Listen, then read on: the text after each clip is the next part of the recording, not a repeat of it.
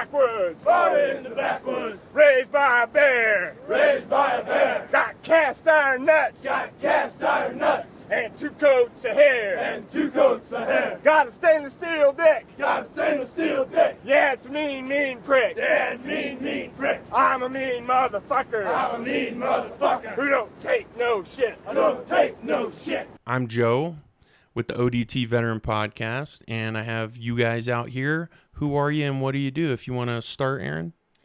Yeah, so thanks for having us, Joe. Thanks for coming out. Seriously. I'm Erin Sanger. I'm a filmmaker, and I also work with Ben at Patton Veterans Project.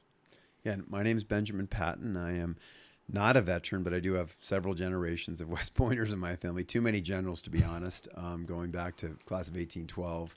And before that, they were mostly criminals in Scotland and other places. But, of course, my grandfather was General George S. Patton Jr. from World War II, and my dad was a major general who I actually wrote a book about because he's really my hero, and more decorated than his father, even, believe it or not. But I didn't know that. Yeah, he was one of the most decorated soldiers in Vietnam. 2 DSCs, Distinguished Flying Cross, 2 Silver Stars, 2 Bronze Stars, and a Purple Heart. Wow. And the second one he didn't have time to put in for. So yes. I got stuff to do. Yeah, that's basically it. So he was a tough guy and a great dad, and he passed away in 2004. And I decided he needed a book. I mean, I think there's been about 5 written about my grandfather in the last 3 years. So I think wherever he is, wherever he is, he's pretty jazzed. You know, right? Like, dude, you're still thinking about me. In fact, I'm going actually to Luxembourg next week with my 15-year-old son Tiger to see the 80th anniversary of the liberation of Luxembourg. And he's buried in Luxembourg because there's a U.S. Army cemetery just outside of Luxembourg City. And there's several thousand vets buried there, and he wanted to be buried with his troops. So I thought it was important for my son to meet some of the very last American vets. We're also going to, we're about battlefields in my family, and it's seeped down to my generation. So we're going to go to Bastogne, Verdun, and Waterloo as well. Nice. And, it'll be pretty cool. So why I did this. And this, what is this? Okay, well, I run an organization called the Patton Veterans Project. It's a nonprofit, and it's sort of a blend of filmmaking and psychology, if you will. I'm a filmmaker and also a psychologist, not a practicing psychologist, but I had always wanted to teach film to kids and work with kids, because I used to teach a little bit, substitute teach, and things like that in between things. And I thought, well, I'm good with kids, and I know something about film. So I started a summer camp with a guy that I knew who was a wonderful educator named Scott Kinnaman from Denver.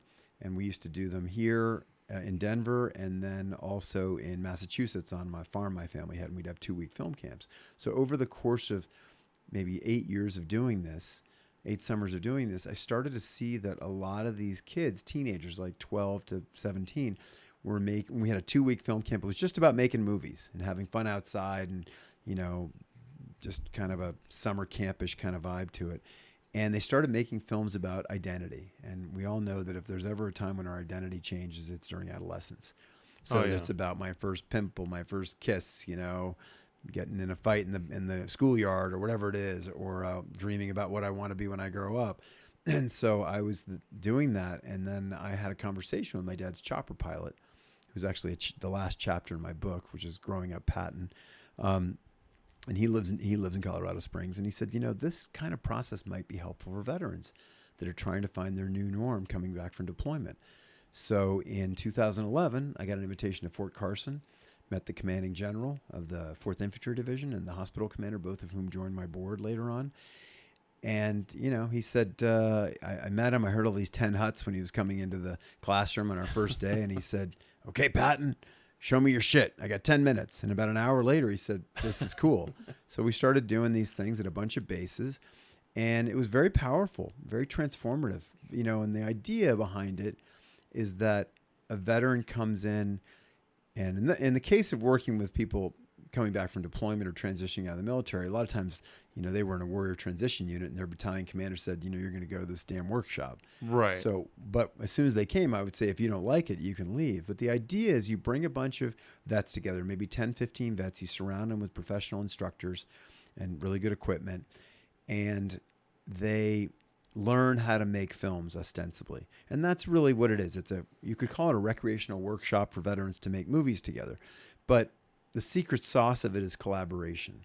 So a lot of vets, particularly in this area, are dealing with an extremely high suicide rate, a great deal of isolation, a lot of vets that the VA just doesn't even know how to reach, much less get to come to the VA. So the idea is vets like that, or vets like, what I perceive you as, somebody maybe who's had their issues and struggles, but is doing pretty well, And so maybe you don't have PTSD right now necessarily, but it doesn't matter.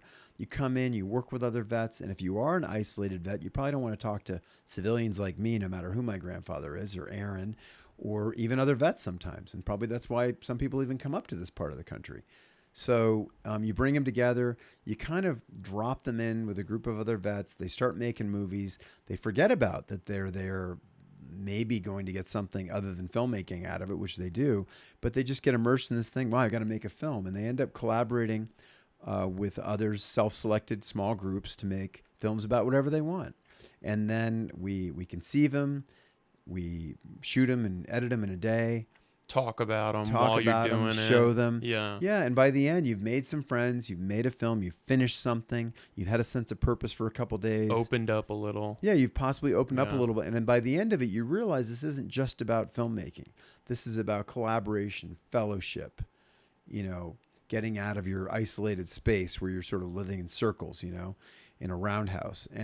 And we evolved from working at VAs, at bases to VAs. Now we're doing it at colleges and community colleges in high suicide areas like the Rocky Mountains, which again is almost 3 times the average suicide rate of veterans here. I did not know that. And there's 60,000 vets in the 4 main Rocky Mountain states that have PTSD level symptoms. I rarely say the D because I don't like to think of it as a disorder, but who have diagnosable levels of symptoms and don't get help.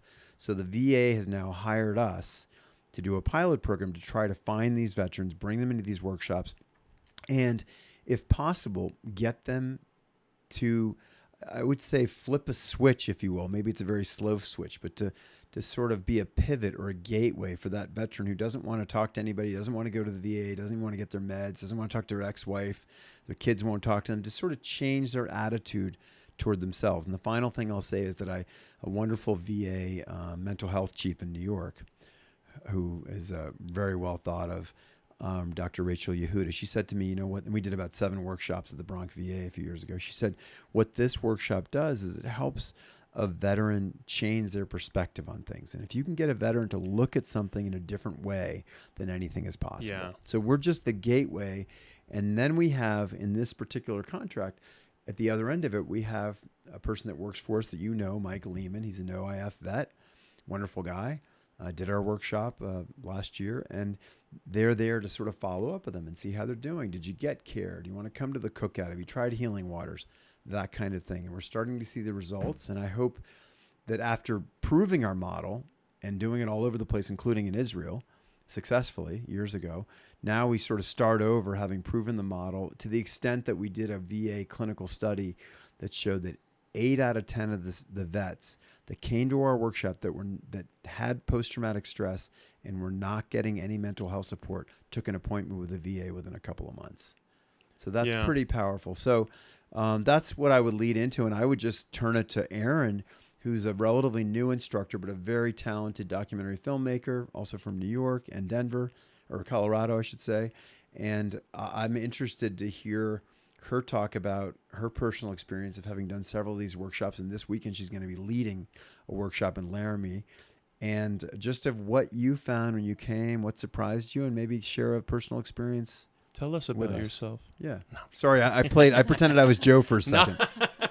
No, I love it. Go for it. Yeah, so I have been working with veterans since 2014 within the documentary filmmaking world. So I have some experience with the community. So when Ben approached me about the project, I was very interested because I just love this community. Had not made films with vets in this capacity, which I'm really intrigued by because, as a documentary filmmaker, you collaborate with your participants, but they're not really actively putting the pieces of the story together, right? Like they're letting you into their lives and they're letting people see their lives.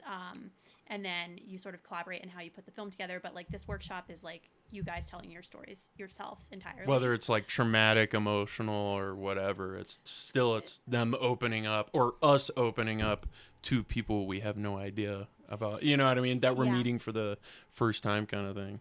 Yeah, exactly. And I think that's one reason I've loved working with this community is the films I've worked on specifically have been with wounded warriors and caregivers and their families. So there's been a lot of vulnerability and transformation, I think, through sharing those stories, both for them and for me. And so I knew that like magic would happen in this workshop just based on those experiences. I was like so blown away by the first workshop I did. My expectations were high already, but I just left like elated. And, you know, people participated in the workshop that left like different people. Like, and it was so powerful to see. Really, the vast majority of them in many cases, you know, I mean, just Yeah. it's surprising. Yeah, it's amazing. You just saw people, you know, day one, a lot of people come in super guarded, skeptical, closed off, understandably.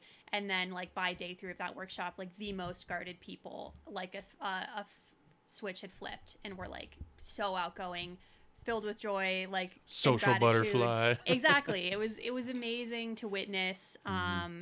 And I learned a lot. I hadn't ever worked with like female vets before. You know, I'd worked with women, military families, where I've told the stories of like military wives, but I've never worked with female vets. And I just like learned so much from the crew that I worked with. And it was just like very intimate and very personal and very powerful. And I think everyone felt that. It wasn't just us, it was them. And so it felt like we shared this really cool experience collectively, creating a film that I think is like a piece of art in certain ways, and well, in all ways. I think that's an amazing film. And so I just was hooked like after the first workshop, basically.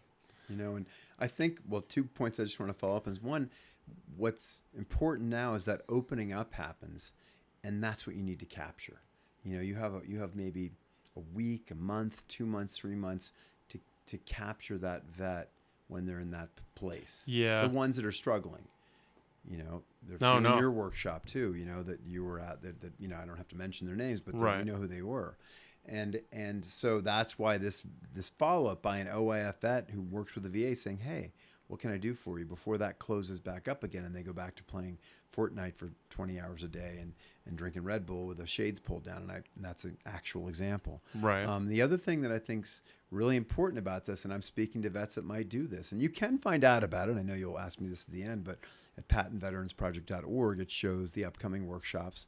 We're about to put all the ones for 2025 up there in the next couple of weeks.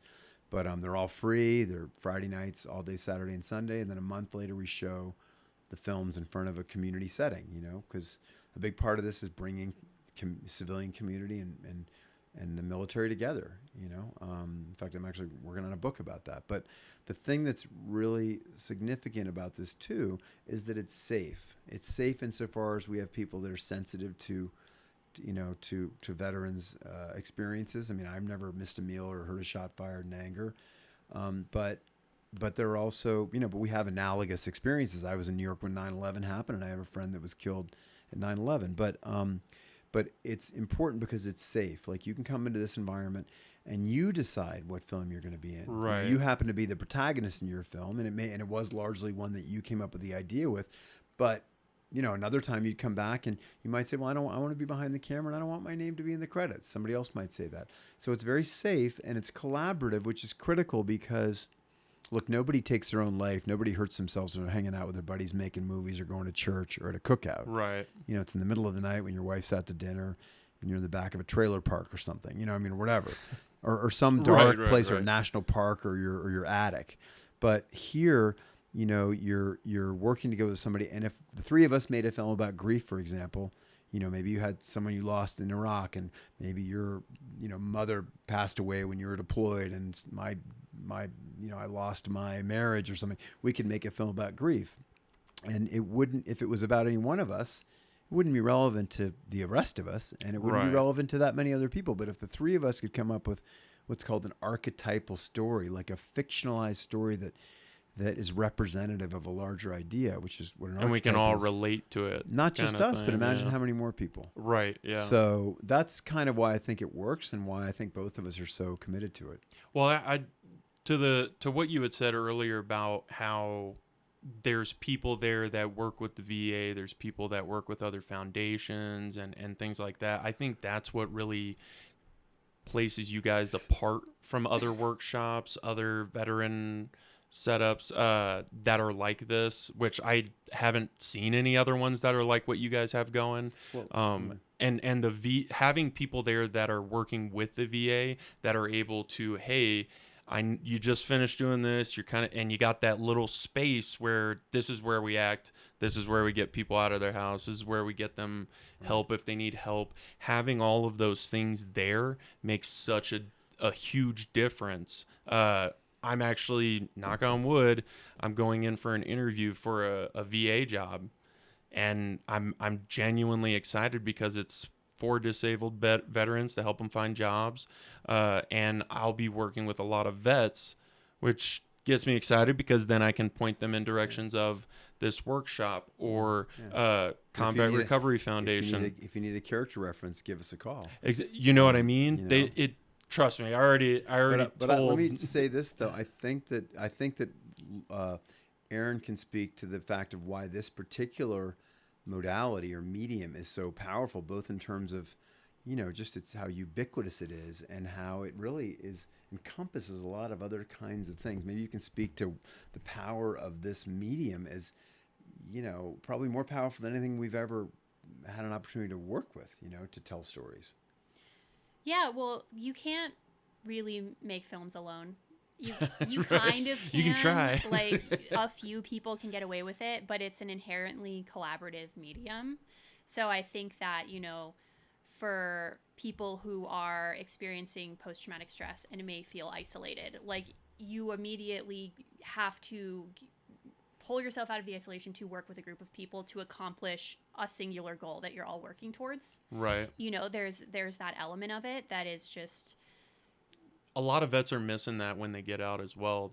A lot of guys and girls that get out their main focus is trying to find that brotherhood or sisterhood or whatever that they had in the military that is, and I can speak from experience, it is like pulling teeth trying to find something that gives you that vibe, gives you that feeling, and actually makes you feel like you're helping other veterans. Mm-hmm. Mm-hmm. So, which is why I love working with you guys as much as I can, because it gets me in contact with other veterans that, I mean, half of the guys that were in the last one, I think they had a podcast themselves, and like most of the guys that are coming in to join the workshop either, are doing their own thing and it's hard to get them out of the house, or they're like me where they're like, they got a million things going on that they're trying to like dip their toes into to find that brotherhood. Yeah. Or there which are is a lot pain. of people that are kind of frozen in time and self-isolating and will tell you they don't want to do this, they don't want to do that. And then you ask them, why don't you want to do it? And they're like,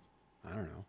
Why? Because I just don't want to. But there's no real reason. And, we're inherently social creatures. I mean, we aren't really designed to be just, interacting with no one. And it is the road to depression. And I'm convinced. Oh, yeah. I mean, I want to move up here for a lot of reasons, and none of them are about being isolated. I mean, at least, in a way that might lead to a depressive disorder. But I mean, a lot of people do come up here to get away from people like, me and Aaron, and maybe even you, Right. anyone. and it goes in bad directions for those people. Mm-hmm. No, I agree. This place is gorgeous. I love it, and I hope it.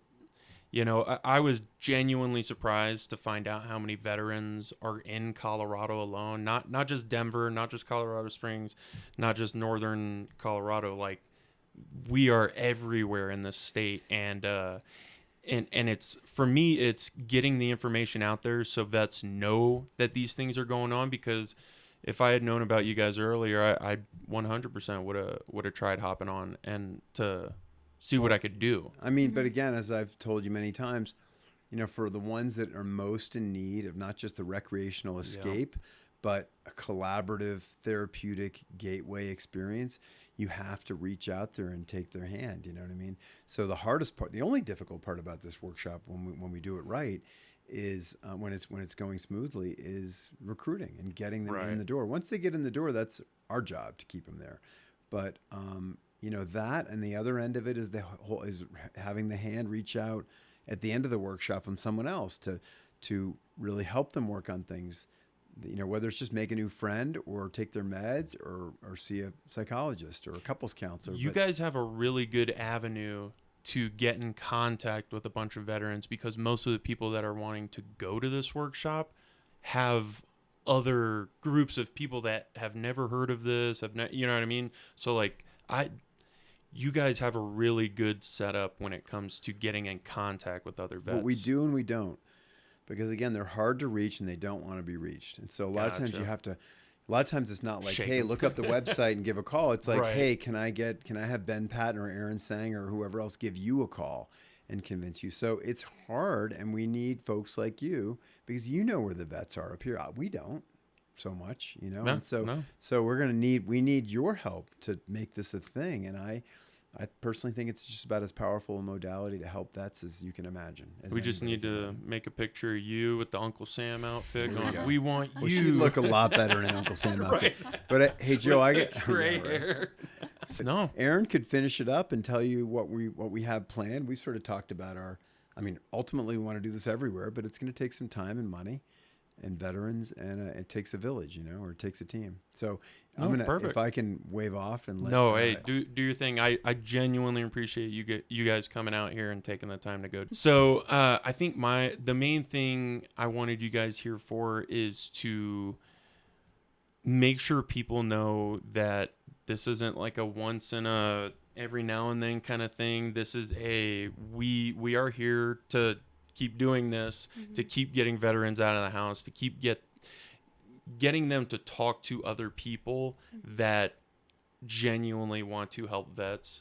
And the fact that you guys, like I was saying, you guys have so many different avenues to get in contact with vets. That's why I'm so excited to get, knock on wood, I hope I get this gig, because it would open up my ability to reach 1 million more vets, to get them to go to the workshop, to get you guys' numbers to these people, so that you guys can be like, okay, tell me you can do it. When can you do it? All right, I'll pay for a hotel. You know what I mean? Like, bottleneck it so they can't give any excuses on why they can't go. Yeah, 100%. Do you what got you into film specifically? I know earlier we were talking about you doing those documentaries. Was that the first thing that got you into film? Yeah, so I'm a child of the 90s, so I grew up in movie theaters. Just have always loved films, and I always was creative and artistic and did sort of more fine arts like sculpture and stuff growing up. Took a video production class in high school on a whim, and found it to be like the most frustrating class because, as you know, it's hard to make films. Right. And just the series of things that I made initially were just unwatchably terrible. And I think I just stuck with it because I was like, I need to figure this medium out. Because it's not like with certain other mediums where you're focusing on one craft. With film, it's like you're combining acting and writing and music and photography, and there's so many things, which is what makes it a, inherently collaborative medium. So I think I just got kind of sucked in, and I've seen it happen to participants in the workshop. Like filmmaking is a rush. It's really intense. You know what I mean? And if you're like a rush person, then you like film, which is probably why people in the military have enjoyed these workshops, right? To a certain degree. You guys have narrowed it down to a good amount of time to get like a good short film with, you're given each thing enough time to, like, the editing for me is like the biggest pain in the butt. Just with these, doing switch cuts, going back and forth, making sure the audio isn't crap, like it's a pain in the butt. So I can only imagine how long it's taken you guys to get as good as you have with doing this in like a couple hours. Yeah. And making it look good too. You guys have really nailed that down. Yeah, thank you. No. Years of practice. Yeah, right.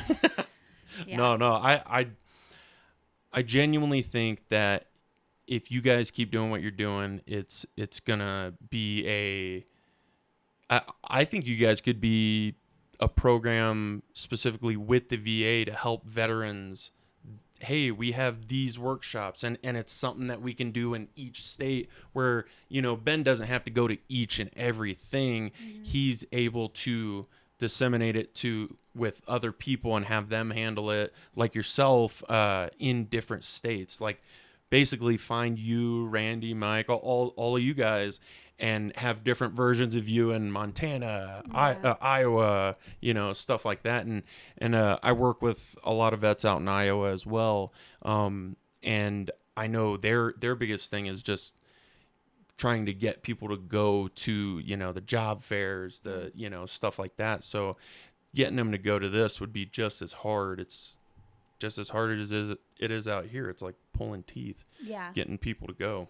Yeah. What do you think is the biggest hurdle that you guys have run into when it comes to getting veterans to come here? I think it's sort of what Ben touched on, that it's like the workshop is trying to reach people who don't want to be reached sometimes, right? Like, I get it and I don't get it. Like, I don't get it because I haven't served in the military and I don't have those personal experiences, but I am an introvert and I'm very skeptical of things like this. Like, I understand, like, seeing a flyer for something like this and being like, no. You mean it's free and you want to help me? Yeah, exactly. Why? I'd be like, what do you want from me? So yeah, I think it's just, and maybe it's foreign, maybe a lot of vets haven't made films and it's just like, well, what is that? You see films on YouTube and not just YouTube, but like other areas, other platforms, but they just look so professional. You sit there and it's like imposter syndrome kind of, where you're like, well, I can't make anything like that, so what's the point? Totally. And I could see that being intimidating, maybe, right? Oh yeah. But the thing about the workshops is, like, the films are like, they're good, you know what I mean? Oh yeah. You guys, we're working with good equipment. Like, there's a lot of creative ideas coming out. And I remember in the last workshop that you were at, one of the participants in my crew asked me, like, is it frustrating as a creative, is it frustrating working with people who are in the military? And I was like, why would that be frustrating? And he was like, because we're stubborn and, like, strong-willed and blah, blah, blah. And I was like, you're actually excellent everyone who served, like, is kind of ready to work on film crews. And get it done. You know what I mean? Like, you have to, you're, like, trained to literally work as a team and, like, deliver results. Like, that's what you have to be able to do efficiently as a filmmaker. Right. So I think, like, the skill set is already there, and it's been really cool to see with certain participants who maybe didn't necessarily see themselves as creatives, like, realize they are creatives, like, see amazing amounts of creativity come out in the workshop. I've seen a few times, like, some real talent. So I think people should be open to being surprised. Maybe you don't think you have the skill set to make films, or maybe you don't think you're creative. Like, I just want to say that, like, I've seen that disproved over and over again through these workshops. No, So. I completely agree. I feel like a lot of people go in with one view and then come out with a million others, just because they're meeting all these people that are literally there just to help you. Even, even if you only want to be a small part of whatever it is that they're doing in the workshop, you're still going to be a part of it. Yeah. Whether you're an extra or whatever. I think it's not hard to find people that want to help vets. The biggest pain in the butt is the fact that, there's not that many veterans, and Demas made a really good point. I think it was Demas made a really good point about how many veterans there are. It was him at the screening.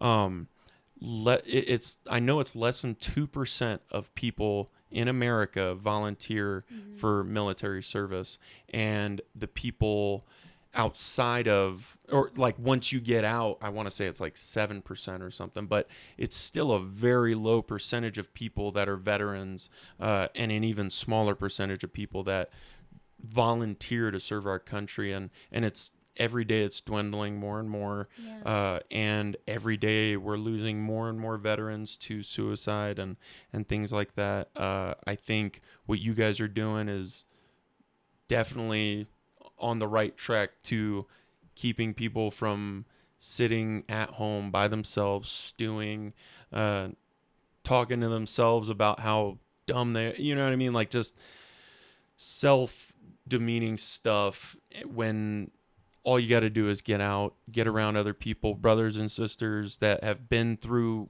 might not be the exact same stuff that you've been through, but it's on the same track, and it's people that understand that you're going through something, and this is a good avenue to get them to open up, not be so closed up, and I definitely, my favorite part of it is the fact that 50% of the people there have their hands in different pots to that help vets, whether it's finding them work, whether it's finding them benefits, getting them to go to the VA to go get a rating. Yeah. Like that's my big, bugaboo is like, go to the VA, do something to find out what benefits are available to you, what you're able to do as far as a disability rating. If it doesn't apply to you, it doesn't apply to you, but get out there and see, because in 50 years, you're going to be hurting. Yeah. Trust me. Like I've met enough old veterans that it's like, man, I wish I had gone that, I finally got my father-in-law to go, and going through the VA sucks, and it's a pain in the butt. So just getting them to go is a achievement, Yeah. So I think this is a great avenue to get the foot in the door with getting these guys to talk to other people and get whatever help they might need. Yeah. So is there anything you can think, what's the end goal with Patton Veterans Project, and where do you see you guys in the next 5 years? I mean, the end goal is to just scale the program. Get veterans, right? Get veterans in, do more workshops. I know Ben is expanding it to Montana next, which should be really cool. So just getting it out there more in other places and getting as many people to participate as possible is the goal. And where do you see yourself in 5 years when it comes to the workshop specifically? I mean, I love the workshops. Ben, anytime he's asked me to do it, I've always said yes. It's hard to say no to helping veterans, from the guy with the grandfather that was a general, and exactly. father was in the service as well. Yeah, so I think just honestly 5 years doing the same thing. I love it. Participating, yeah. I think it's great, and I love what you guys are doing, and I genuinely appreciate you guys especially you, taking your time to go help veterans and do what y'all are doing. I think as long as you guys keep doing what you're doing, it's going to scale, just like you were saying, and more veterans are going to be able to find help and, get them out of the house. Yeah. Yeah. Thank you so much for coming out here. Is anything you'd like to shout out, or any workshops coming up? I know I'm going to talk to Randy and get a calendar or something I can put at the end of the podcast to show people. So this probably won't be up by tomorrow, but there No. one tomorrow. Probably next week. It'll be. There is a workshop in Wyoming in November. And then next year, like I mentioned, we're expanding to Montana, and there'll be more workshops in Colorado as well. So have you guys thought about going to Iowa at all? That's a good question. I'd have to ask Ben. I got a large group of vets that I know out there, and one of the guys that runs the what's it called? Four Corners in Iowa or whatever. He runs a veteran foundation that helps vets find jobs and stuff like that. And I'll plug that at the end of that as well. But I think you guys would definitely have. I can for sure get you one workshop full. Of people out there, but no, I love it. Thank you for coming out. Yeah, thank you. Sweet. All Take care. You too.